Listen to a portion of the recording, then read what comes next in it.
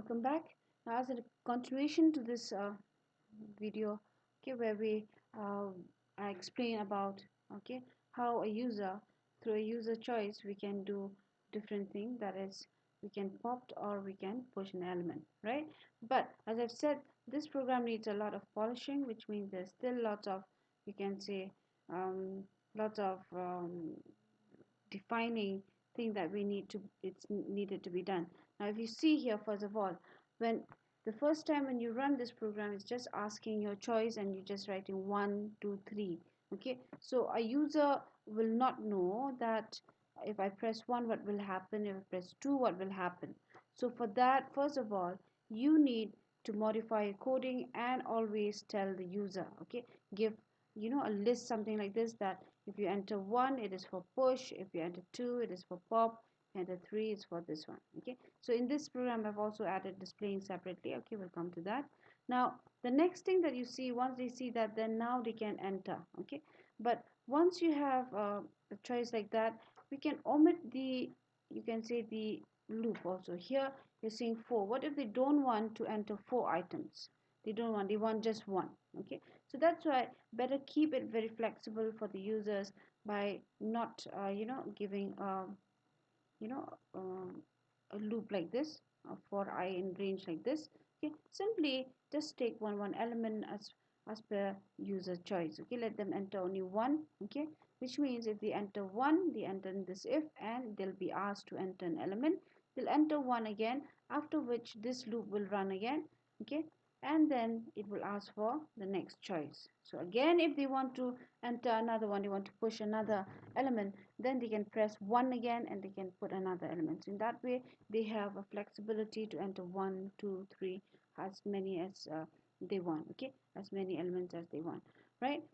Now the next, that is again so which means we will just omit this. Okay, right, we can just put it in that way.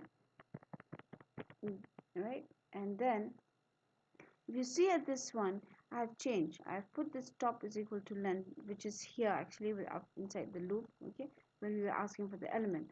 Now, why so? Why then I'm giving this on top? Because now what I'm doing is I am not displaying it in here. Because the user, suppose they just want to enter, they don't want to see, the display of all the elements. So this portion of enter one is just for push. I'm not going to display. For display, I've put another else if, so that they can use this choice number 3 to display it. But while doing so, when I use when I use a loop for displaying a list on all the elements in a stack, then I always use this top. Okay, and this top is defined here. Okay, in the previous coding, if you see, I have defined it here. You see, like in this loop, right? So now that I have a separate display, okay, now and then I still need to use that top. Okay, and then what happened here is, suppose if I enter an element here, when I enter 1, enter an element, 2 elements, let's say twice I enter 1 1. Okay, and after which I popped it. Okay, so that's what I want. Okay, let's say I enter 3 elements, and then my fourth choice will be 2, where I will remove the last element. In that way, if you see here, we don't have the top anymore. The, you can see the updated one. Suppose if I've entered 3, so top will have 3 minus 1, isn't it? But after I remove, then if I remove that one item, it's not going to be 3 minus 1 anymore. It's supposed to be 2 minus 1, because 1 is gone, because it has been popped, right? But when I try to display after that, again I use this top, then there will be an big error. Because why? Because it top will come from this line, where actually there were 3 elements, but pop has already removed that, so we have only 2, so there's no update of this top. Okay, so you will land up in an error, okay, and a wrong output. So that's why it's better that we use that this line here, so that after you have entered anything, and or you go again to 2, okay, and you pop, it will start again from here, from the while true before you enter the choice, and it will update the top. Top is equal to length, which means whatever length, either if it would have come from straight out from this statement, that is now C is equal to 1 statement, all these, then it will just update to 3 elements if I've entered 3. Okay, but suppose after that it comes from this pop element, then it will update, you'll get this. Okay, again if it comes back here after updation and you come here, you get the updated top. So no need to specify. I can actually specify it here also, but why repeat the same code? Okay, so let's just put 1 on, on top. So before it enters any choice, C is equal to 1 or to 2 or to 3, it will update the top first, okay, and get the latest length of the list. Okay, so that's why I will delete this from here, because I've kept it, okay, on top. Fine. Now the next thing is that if I give a choice like this, what happen is a user can straight when you enter you ask for, number 2 directly. Okay, they want to pop. Okay, but since you have not entered any element, so there won't be any element to pop out, right? So if you just straight away user go to number 2, they will get an error, which it should not be. Okay, then they'll just see an error and they won't understand anything.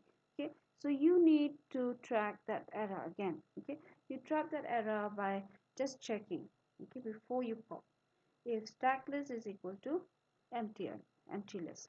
If it is equal to empty list, then you simply say, just write a message to them, the stack is empty, push some element in the stack first. Okay, otherwise if it's not empty, then you can start popping. Okay, you just popped it. Right, so it will pop one item, and then you simply print the popped item is that item. Right, and when you're checking for whether the list is empty or not, you can also use another way. Okay, you can use, if not stack list, is the name of the our list, okay, which we have given the name. You can have any list name. So if not stack list, or you can use in this way, if length of stack list is equal to 0, so it's same. Okay, so that's how you can check whether it's empty or not, if the list is empty or not. Right, now the next thing is here, if instead of this, if you don't want, okay, to give this top, and as I've said, you have to update and everything, okay, to it solve, you can also give directly like this, length of stack list minus 1, because top, what is having, it's having this only, isn't it? You see that is the length of the list minus 1. So instead of giving top, you can also replace that top with length stack list minus 1. Okay, that's up to you. Okay, how you understand better and you want it. Okay, but this and this is the same. Okay, because I've already assigned on top there. Fine. Now as for number 4, now I have kept for break, so it comes out, and of course this is for error trapping. If suppose they enter some other value, so you give a proper message to them that it is an invalid choice.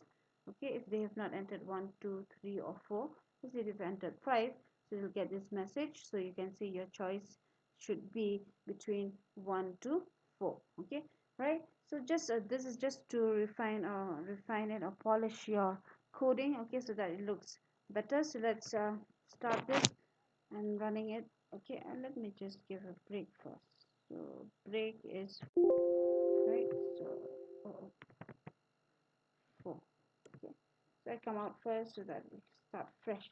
Right, so you have something like this, so a user can see, okay, 1 I have for push, 2 is for pop, and 3 is for displaying the element inside the list. Right, so when I give, so you see now, if I give straight away 2, I don't have elements inside it, so at least you'll get this, the stack is empty, push some element in the stack first.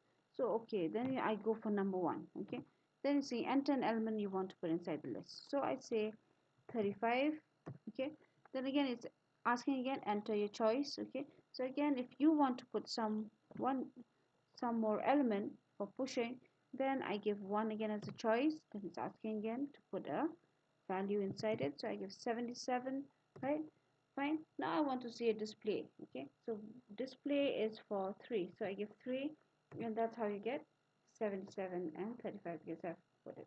Now I give 2, I want to pop. Okay, 2 is for pop, so the pop item is 77. Now let's use again 3 and see. Okay, if 77 is still there or not, because 3 is for displaying. So then it's not there anymore, it's just 35. Okay, you're seeing, right? So in this way a user can have multiple choice, okay, wherever whatever they want or they want to do. Okay, so I can come out in this way, okay, by giving, oops, right, so I give 4 to come out, so that's a thank you.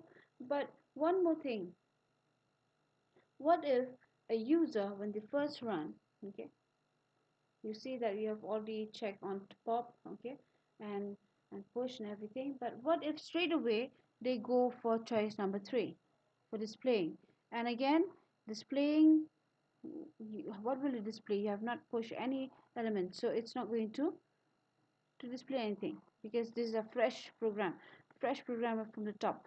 Why I'm saying fresh program, so you just see here, uh, when you run for the first time, you see stack list is equal to empty list. So everything which we have just run and entered just now, so will all go. So you're just starting afresh with a empty list. So if I give this choice 3, okay, and displaying, so what happened?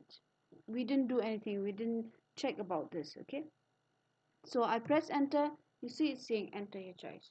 So the user will not understand what happened. Actually, I want a display of the, of the elements inside the list. So the same thing that we did with pop, okay, you can do the same thing where you can check if the stack list is equal to 0 empty, then instead you just say the stack is empty, okay. So push some item or elements in the stack first, okay, then it can be displayed. You can just copy this, Control C, and then I can put it here, okay, Control V, okay. If stack is equal to this, then do this, else then you start your, I don't know that, just now else I start my for loop in this way, fine. So now, okay, I can say, um, change, we can change some, we can give some other word, cannot display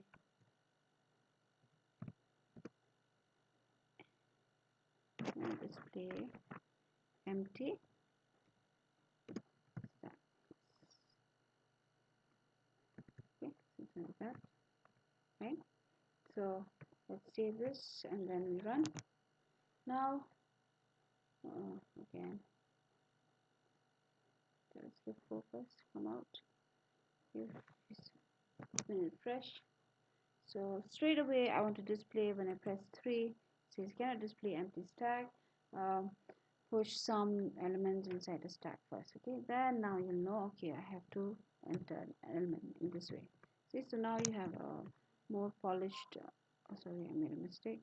Again I press 1, okay, give 45, give 2, I can popped, okay, 45, and again I give 1, then I put 78, okay. So I have given 34, then I gave 45, and 45 is popped up, so I put only 78. So let's see now, if I've given, now I will give 3, this 45 should not be there, okay, only 70, 78 and 34. So there you go, only 78 and 34. So I hope with this you have understood, okay, the implementation of push and pop, okay, and in different ways that you can do. So with this, come to an end. Thank you.